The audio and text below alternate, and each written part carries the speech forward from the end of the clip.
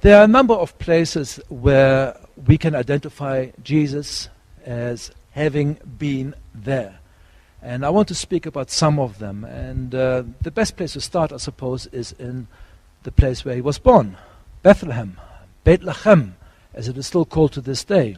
Bethlehem is now a city in the occupied West Bank. So when you go on a pilgrimage to the Holy Land, don't say you go on a pilgrimage to Israel. You go on a pilgrimage to Israel and to Palestine. Or to the Holy Land. That's the best way to explain it. And in Bethlehem, well, Jesus was born in Bethlehem. We see that, we read that in the scriptures.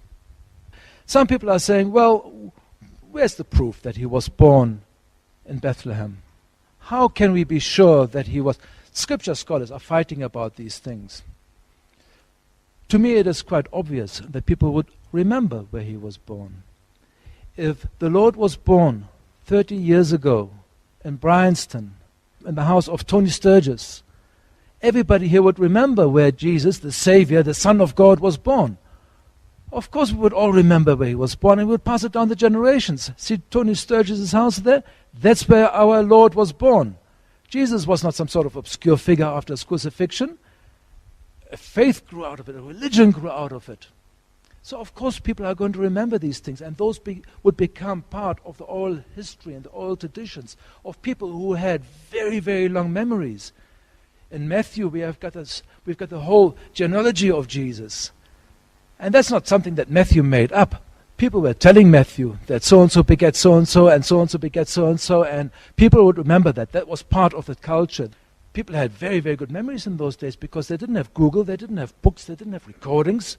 They had to remember everything, how to sow the fields, when to sow the fields, how to do this, how to do that, the genealogy, the scriptures, all these things they had in their heads. So those people didn't forget things. It stands to reason that they remembered where these things were happening. And they were helped along in Bethlehem by the Romans.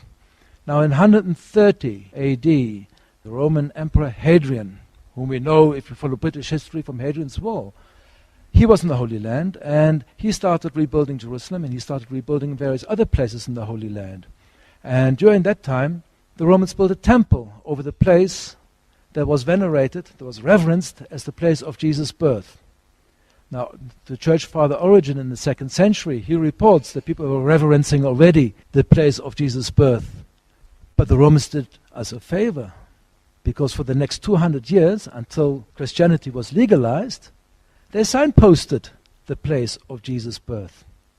And when Christianity was legalized in 313 AD by the Emperor Constantine, churches were starting to be built. Before that, you couldn't build churches. They weren't allowed. They were house churches. Now suddenly churches could be built. And one of the first churches to be built was what is the Church of the Nativity, which is still standing. It has been rebuilt in the 6th century, but that's the place that was reverenced as the place of Jesus' birth. So with the oral tradition, with the collective memory, and with that collective memory being kept alive by the pagan temple, in the year 320-something, people would have known this is where our Lord was born, and that place has been preserved for all those centuries.